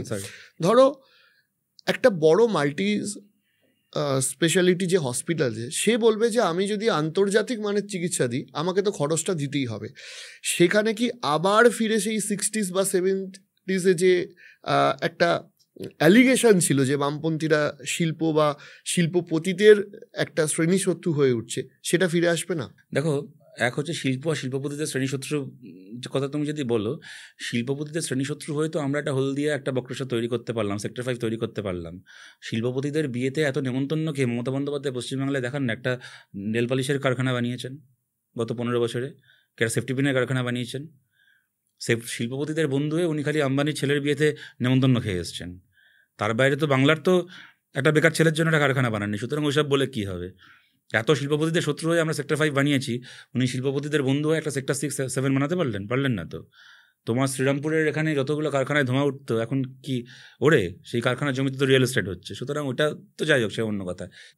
আরেকটা জিনিস আমি যেটা খুব ইন্টারেস্টিং, আমার খুব জিজ্ঞাসা করতে ইচ্ছা করছে, সেটা হচ্ছে যে তুমি যেটা বলছিলে যে অস্থায়ী কর্মীদের স্থায়ী পদে নিয়োগ, একটা তো সরকারি অংশের অস্থায়ী কর্মী আছে। আমি যে প্রশ্নটাই আসছিলাম যে এখন একটা বিশাল সংখ্যক মানুষ গিগ ওয়ার্কার্স, যে ধরো কেউ জোম্যাটো সুইগিতে ডেলিভারি করছে বা ওলা উবের ইত্যাদি, কিন্তু সেখানে একটা প্রশ্ন আছে, এই যে ইকোনমিটা চলছে এখানে কিন্তু আমি অনেক ছেলেকেও দেখেছি যারা স্যাটিসফাইড নয়, আবার অনেককে দেখেছি যে তারা মাস গেলে 20-25 হাজার টাকা ইনকাম নিয়ে চলে আসে।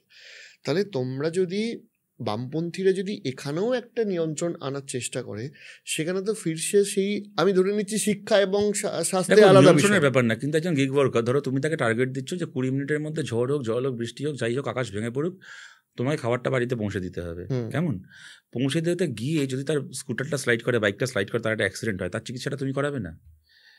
বা যদি সেখানে তার মৃত্যু হয়, তার পরিবার তোমার থেকে, তুমি তখন বলবে না অস্থায়ী কর্মচারী, ওরকম দায়িত্ব আমার নয়।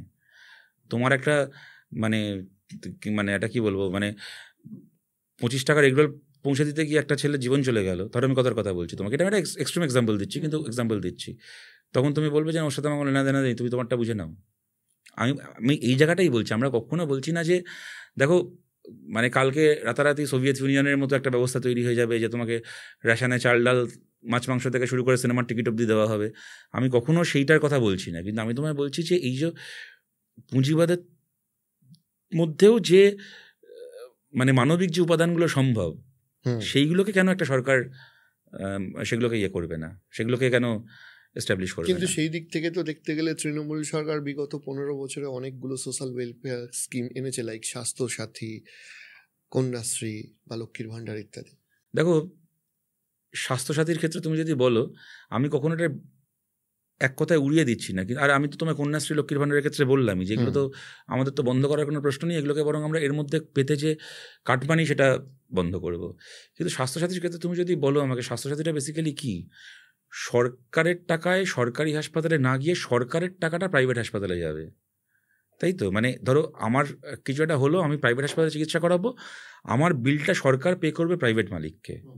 The drainage of public money বা government's money into a private hand. তো এইটা আমাদের প্রশ্নটা এখানে এটাই ছিল যে স্বাস্থ্যসাথীটা আপনি যে করছেন, ওই টাকায় কেন পশ্চিমবাংলায় আপনি আরও সরকারি হাসপাতাল তৈরি করছেন না, গ্রামে গ্রামে, ব্লকে ব্লকে, বুথে বুথে? দ্বিতীয় কথা, দেখো ভাই, এগুলো না বলতে খুব ভালো লাগে, কিন্তু স্বাস্থ্যসাথী, তুমি আমায় বলো তো, তুমি তোমার চেনা পরিচিত একজনকে দেখো তো হাত তুলে, যিনি এটা মনে করেন যে কালকে আমার একটা এমার্জেন্সি কিছু একটা দরকার হলে আমি যাবো নার্সিংহোমে, সঙ্গে সঙ্গে স্বাস্থ্যসাথীতে ভর্তি হয়ে গিয়ে আমার অপারেশন হয়ে যাবে। কোন হাসপাতালে স্বাস্থ্যসাথীতে কী অপারেশন হয় আমরা জানি না। তুমি আমায় দেখাও দেখি, নামকে আসতে এটা করে রেখেছেন। তুমি স্বাস্থ্যসাথীতে প্রাইভেট হাসপাতাল ছেড়ে দাও। আমি তোমায় বলছি অরিজিৎ, খুব সাধারণ কথা, আজকে যদি আজকে বলা হয় কি, তোমাকে যদি বলা হয় ধর আমাদের পরিবারের কারোর একটা এমার্জেন্সি, একটা হসপিটালাইজেশন দরকার, একটা কিছু করতে হবে কোনো সরকারি হাসপাতালে, কেমন ভর্তি করতে হবে। সেখানে না ভালোকে ডাক্তার আছে খোঁজ নেওয়ার আগে আমাদের খোঁজ নিতে হয় আমার কে ভালো কন্ট্যাক্ট আছে। মানে কাউকে না ধরলে আমার হাসপাতালে একটা বেড হবে না। ইভেন প্রাইভেটে স্বাস্থ্যসাথী যদি ভর্তি করাতে আমাদের কাছে কত ফোন আসে, তারা আমরা কিছুই না, এমএলএ না, এমপি না, কিছুই না, কিন্তু যেহেতু একটা রাজনীতিতে আছি লোকে মনে করেন টিভিতে দেখছেন ভাবছে যে বোধহয় অনেক পাওয়ার আছে, কিছু আছে। মানে এমন কোনো দিন যায় না যেদিন 10-12টা ফোন না আসে। যারা ক্ষমতা আছে নিশ্চয়ই তাদের কাছে আরও বেশি ফোন যায় যে অমুক জায়গায় ভর্তি হতে এসেছি, স্বাস্থ্যসাথীতে নিচ্ছে না, বলছে স্বাস্থ্যসাথীতে। তুমি তোমার পেশেন্টকে নিয়ে যাবে হাসপাতালে, বলবে স্বাস্থ্যসাথী ভর্তি নেবে না, বলে বেড নেই। তাকেই তুমি ঘুরিয়ে 5 মিনিট পরে একবার অ্যাম্বুলেন্সটাকে এক চক্কর ঘুরিয়ে নিয়ে যাও, নিয়ে গিয়ে বলো যে আমি এমনি ক্যাশে ভর্তি করাবো, কি আমার অন্য মেডিক্লেম আছে, প্রাইভেট মেডিক্লেম ভর্তি করাবো, সঙ্গে সঙ্গে ভর্তি হয়ে যাবে। তো এগুলো তো রিয়েলিটি পশ্চিমবাংলার। এটা কেন হয় না? এটাও একটা কারণ। আমি এখানে দেখো নাম করে বলবো না, তাদেরকে তো বিপন্ন করার কোনো মানে হয় না। আমাদের কাছে কত হাসপাতাল নার্সিংহোমের মালিক ফোন করেন, 1.5 কোটি টাকা, 2 কোটি টাকা, 2.5 কোটি টাকা স্বাস্থ্যসাথীর ভর্তি কি নেয় সাধে, 1.5 কোটি টাকা, 2 কোটি টাকা, 2.5 কোটি টাকা স্বাস্থ্যসাথীর বিল তার পেন্ডিং পড়ে আছে। তো বলছে যে আমরা কী করে আর ভর্তিটা নেবো? বলছে আপনারা যদি একটুখানি পারেন এটাকে নিয়ে একটু বলুন, কোথাও ইয়ে করুন, আমাদের নামটা বলবেন না। আমরা ভর্তিটা নেবোটা কোত্থেকে? ভর্তি করবো, পেশেন্ট চলে যাবে, সরকার বিল দেবে না। আবার বিলটা দিলে কীরকম বিল দেবে? তুমি 4টে সরকারি অফিস ঘুরে ফুরে আলটিমেটলি নেতার বাড়িতে গিয়ে পৌঁছাবে, ক্যামাক স্ট্রিটে নেতার অফিসে গিয়ে পৌঁছাবে, তারপর সেখান থেকে বলে দেওয়া হবে যে হ্যাঁ 2.5 কোটি টাকার বিল স্যাংশন হয়ে যাবে, 1.5 কোটি টাকা এখানে দিতে হবে, তুমি রাজি হয়ে আসো, পরের দিন সকালবেলা তোমার অ্যাকাউন্টে তোমার চেক চলে যাবে, তোমার নামে তৈরি হয়ে যাবে। 2.5 কোটি টাকার তার যে হাসপাতালের হয়তো বকেয়া পেমেন্ট, ওই 2.5 কোটি টাকার মধ্যে সে হয়তো 1 কোটি টাকা রেখে 1.5 কোটি টাকা ক্যামাক স্ট্রিটে দিয়ে আসতে হবে। এসব আমরা জানি না কীভাবে কী সিস্টেমে চলছে পশ্চিমবাংলা। এখানে আরেকটা জিনিস আমি জিজ্ঞাসা করছি, সেটা হচ্ছে যে এই যে ধরো এত সংখ্যক কর্মী নিয়োগ তুমি যে কথাটা বলছো, বা যাদেরকে পার্মানেন্ট করার কথা বলছো, পশ্চিমবঙ্গের সরকারের এখন একটা এই ধরনের কর্মী নিয়োগ করলে যেটা সমস্যা হয় সেগুলো হচ্ছে যে রেভিনিউর ওপর প্রচণ্ড প্রেশার আসে। তো রেভিনিউ যদি ফালতু ফালতু খাতে খরচা না করে তাহলে প্রেশার আসবে না। আমাদের সরকারের সময় 12.5 লাখ সরকারি কর্মচারী ছিল, এখন মমতা ব্যানার্জি 4.5 লাখ কর্মচারী আছে। তা আমাদের সময় মানে মাইনে হতো না, রেভিনিউর কোনো অসুবিধা হতো কেন? তখন এত টাকা চুরি হতো না, সরকারের টাকায় মন্দির তৈরি হতো না, ওই দীঘার একটা মন্দিরের টাকায় 5টা হাসপাতাল তৈরি হয়ে যেতে পারত। 50,000 ছেলেমেয়ের সারা জীবনের প্রাইভেট মানে তার পার্মানেন্ট রিক্রুটমেন্ট এবং তার মাইনে হয়ে যেতে পারতো। তো সরকারের টাকায় তুমি দীঘায় মন্দির বানাবে, মহাকালের মন্দির বানাবে, আর সরকারের টাকা কোটি কোটি টাকা পার্থর পিতার খাটের তলায় চাকরি বিক্রির নাম করে জমাবে, তো রেভিনিউ আসবে কোত্থেকে? ওই বনফুলের বলাইচাঁদ মুখোপাধ্যায়ের গল্প ছিল না, শ্রীপতি সামন্ত, ওদের লাইন ছিল একটা যে খরচের চেয়ে বাজে খরচে মানুষকে বেশি চেনা যায়। তো তুমি চুরি করলেই তোমার রেভিনিউ থাকবে না, চুরি না করলেই রেভিনিউ থাকবে, না থাকার কী আছে? তাও তো আমাদের ধরো 12.5 লাখ কর্মচারী ছিল, তারা তো ডিএ পেতেন নিয়মিত, মমতা ব্যানার্জিকে তো ডিএও দিতে হয় না, তাতেও 4.5 লাখ কর্মচারীকে যদি এখন কেউ রেভিনিউর গল্প শোনায়। সরকারের টাকাটা আছে কি করতে? লোকজনকে চাকরি বাকরি দেবে, স্কুল তৈরি করবে, হাসপাতাল তৈরি করবে, রাস্তাঘাট তৈরি করবে, তবে না সরকারের টাকা, সরকারের খরচা। সরকারের কাজ কী আছে আর? এখানে মন্দির বানাও, ওখানে ইমাম ভাতা দাও, ওখানে তার পুজো কমিটিকে চাঁদা দাও, তারপরে বলবে আমার রেভিনিউ নেই, আমার টাকা নেই, আমি লোককে চাকরি দিতে পারছি না। এরপর একটা গুরুত্বপূর্ণ প্রশ্নে আসি, সেটা হচ্ছে বিজেপির পক্ষ থেকে একটা খুব অভিযোগ করা হয় যে বামপন্থীরা সবসময় মুসলিমদের ফেভারে, হিন্দুদের বিপক্ষে। বিজেপির কথা বলছি, what do you think about that? বামপন্থীরা হিন্দু মুসলিম শিখ খ্রিস্টান সবারই ফেভারে, তা আলাদা করে মুসলিমদের ফেভারে হতে যাবে কেন? সবারই ফেভারে বামপন্থীরা। আবার বিজেপিও যেরকম আমরা মনে করি যে হিন্দু মুসলিম শিখ খ্রিস্টান সবারই বিরুদ্ধে। কেন বিজেপিকে তুমি হিন্দুদের বিরুদ্ধে স্পেসিফিক মনে করছো? বিজেপি ধরো এই যে বিজেপি যখন কৃষি বিল পাশ করিয়েছিল, 700 জন কৃষক মারা গেলেন 1 বছরের মধ্যে, তো হিন্দু কৃষকরা মারা যায়নি। বিজেপি যখন এই যে এখন মনে করো বিভিন্ন ইউজিসি ফেলোশিপ থেকে শুরু করে স্কলারশিপ বন্ধ করে দিচ্ছে, নন নেট ফেলোশিপ বন্ধ করে দিয়েছে, তো হিন্দু ছেলে মেয়েদের ফেলোশিপের টাকা বন্ধ হয়নি। বিজেপির আমলে যে এত, যখন এই যে কোভিডের সময় লাশ ভেসে গেল গঙ্গা দিয়ে, হ্যাঁ, বিনা চিকিৎসায়, তো হিন্দুদের লাশ ভাসছিল না গঙ্গায়। বিজেপির আমলে ধরো যে লোকের চাকরি বাকরি চলে গেছে, 40 বছরের হায়েস্ট বেকারি ভারতে বিজেপির আমলে রিপোর্টেড হয়েছে, তো হিন্দু ঘরের ছেলে মেয়েদের বেকার হয়ে বসে থাকতে হচ্ছে না। বিজেপি কোন খারাপটা করে যেটা পলিসিগতভাবে বিরোধী? না, আমি সেটাই তো বলছি, যার পলিসি খারাপ তার পলিসির ফলে হিন্দু মুসলমান সবার অবস্থা খারাপ হবে, যার পলিসি ভালো হবে তার পলিসির ফলে হিন্দু মুসলমান সবার অবস্থা, সবার ভালো হবে। তো সেটাই তো বলছি, আলাদা করে মুসলিমদের পক্ষে হিন্দুদের পক্ষে হওয়া যায় নাকি? বলার জন্য বলা যায়। তো যে এই যে মমতা ব্যানার্জি, উনি নাকি বিরাট মুসলিমদের পক্ষে, তো মমতা ব্যানার্জির আমলে পলিটিক্যাল ভায়োলেন্সে খুন হয়েছে, পুলিশের গুলিতে খুন হয়েছে, তুমি পশ্চিমবাংলার নামগুলোকে দেখো যেগুলো খুব বড় খবর হয়েছে, একটার পর একটা তুমি দেখবে। আমাদের ধরো সৈফুদ্দিন থেকে শুরু করে মহিদুলদের কথা ছেড়েই দাও, এই ভাঙড়ে মুফিজুল আলমগীর খুন হলো পুলিশের গুলিতে, আনিস খান খুন হলো পুলিশের হাতে, আজকে মনে করো জলঙ্গিতে এনআরসির বিরুদ্ধে প্রতিবাদ করতে গিয়ে পুলিশের গুলিতে খুন হলো। খালি পুলিশের গুলিতে যারা খুন হয়েছে তৃণমূল আমলে, তুমি নামগুলো দেখো, নিশ্চয়ই সেখানে সুদীপ্তর নাম আছে, আরও নাম পাবে, কিন্তু পুলিশের হাতে খুন হয়েছে নামগুলো দেখো পশ্চিমবাংলায়। তৃণমূলের হাতে পঞ্চায়েতে খুন হয়েছে যে মানুষগুলো, নামগুলোকে তুমি দেখো, 100টার মধ্যে 90টা নাম মুসলিম মানুষের নাম, তুমি দেখো মিলিয়ে। লাস্ট খুব একটা ব্যক্তিগত প্রশ্নে যাই না, কারণ আমি বিশ্বাস করি যে একজন পলিটিক্যাল কেউ গেলেও আমি খুব একটা ব্যক্তিগত উত্তরে যাই না, তো প্রশ্নে যেতেই পারো। স্টিল আমি জিজ্ঞাসা করছি যে বিভিন্ন সময় তোমার সোশ্যাল মিডিয়া কিংবা বিভিন্ন মন্তব্যগুলো নিয়ে অনেক ক্ষেত্রে ভাইরাল হয়, অনেক বিতর্ক হয়, তো তোমার কি মনে হয় যে তুমি মাঝে মাঝে স্টুডিওতে গিয়ে একটু মাথা গরম করে ফেলো, যেগুলো না বললেই ভালো হতো? করি হয়তো, কি করা যাবে আর, ঠিক। কিন্তু যেটা না বললেই ভালো তো আমার খুব একটা হয়নি, সত্যি কথা বলতে আজ অব্দি কখনো হয়নি বলবো না, দু এক ক্ষেত্রে হয়তো হয়ে থাকবে, বাট ভেরি রেয়ার। আমার সাধারণত কখনো মনে হয়নি যে এটা আমি বলে খুব ভুল করেছি, সাধারণত। তোমার এক্সপেকটেশন 26-এর ভোট থেকে? দেখো, আমি তোমার একটা কথা বলি, তুমি যদি আমার আমি যখন ভোটে প্রার্থীও থেকেছি, তুমি যদি আমার সেই সময়কারও যখন প্রচার চলছে বা কিছু চলছে, তখন যদি কোনো ইন্টারভিউ বা কিছু দেখো, যখন আমার জিজ্ঞেস করা হয়েছে যে কী রেজাল্ট হবে, কী হবে, তুমি কোনোদিন দেখাতে পারবে না আমি বলেছি যে আমি জিতবো, কোনোদিন দেখাতে পারবে না। মানে তুমি এখন হয়তো মনে মনে ভাবছো যে ভালোই করেছো জিতবো না বলে, আলটিমেটলি তো যেতনি। বাট না, আমি তোমায় বলছি কথাটা কি, ধরো সেই সময় না, মানে হয়তো জিতবো বলাটাই হয়তো উচিত ছিল, বা তাই সবাই করে থাকেন। তার কারণটা হচ্ছে সেখানে নিজের একটা পজিটিভিটি, একটা কনফিডেন্স, কর্মীদের মনোবলকে মানে তুলে রাখা, মানে এই ব্যাপারগুলো থাকে। কিন্তু আমার সামহাও এটা মনে হয় যে এটা খুব, এর ফলে না মানুষের ডিসিশন নেওয়ার ক্ষমতায় কিছুটা আন্ডারমাইন করা হয়, যে মানুষ সিদ্ধান্ত জানানোর আগে আমি জানিয়ে দিলাম মানুষের সিদ্ধান্ত কী হবে। তো এটা আমি সাধারণত কখনো করি না, আমি কখনো এটা, তাই এরকম ভবিষ্যৎবাণী বা এরকম প্রফেসি আমি কখনো করিনি, আমি এক্ষেত্রেও করছি না। কিন্তু আমরা চাই, যেটা তোমায় বললাম এর আগে, যদি আমরা হারি, মানুষ দেখেছেন যে আমরা হেরে গিয়েও বাড়িতে বসে থাকিনি, যেভাবে রাস্তায় আছি সেভাবে রাস্তায় থাকবো। যদি আমরা জিতি, তাহলে কতগুলো কাজ আমরা করতে চাই, সেগুলো in what ever capacity even, যদি কিছু আসন নিয়ে বিধানসভায় যাই আমরা, তাহলে কথাগুলো বিধানসভায় বলতে পারবো। যদি প্রধান বিরোধী শক্তি হিসেবে বিধানসভায় যাই, তাহলে আরও অনেক জোরের সঙ্গে কথাগুলো বলে সরকারকে চাপে রাখতে পারবো। যদি সরকার চালানোর দায়িত্ব নিয়ে বিধানসভায় যাই, তাহলে তো সরাসরি এগুলো হাতে কলমে ইমপ্লিমেন্ট করতে পারবো। মানুষ যে ক্যাপাসিটিতে আমাদেরকে সুযোগ দেবেন, আমাদের যে লক্ষ্যগুলো, এই ব্যাপারে আমরা খুব নিশ্চিত, এই লক্ষ্যগুলোকে আমরা সেইভাবে ইমপ্লিমেন্ট করতে চাই সামনের দিনে। আমি শেষ প্রশ্ন করব, সেটা হচ্ছে আগামী 10 বছরে পশ্চিমবঙ্গের রাজনীতিতে সিপিআইএম, তোমার কি মনে হয়? তোমাকে যেগুলো বললাম সেইগুলোই, মানে এই কাজগুলোকে নিয়ে আমরা লড়ে যাব, এবং আমার বিশ্বাস যে এই 10 বছরে এর অনেক কিছুকে আমরা সফল করতে পারবো। তার কারণটা হচ্ছে আমরা মনে করি যে আজকের সময়ে বাস্তবতায় দাঁড়িয়ে আমাদের এই লক্ষ্যগুলো খুব সঠিক লক্ষ্য, এবং খুব মানে বৃহত্তর সমাজের একটা বড় অংশের মানুষের জন্য প্রয়োজনীয় লক্ষ্য।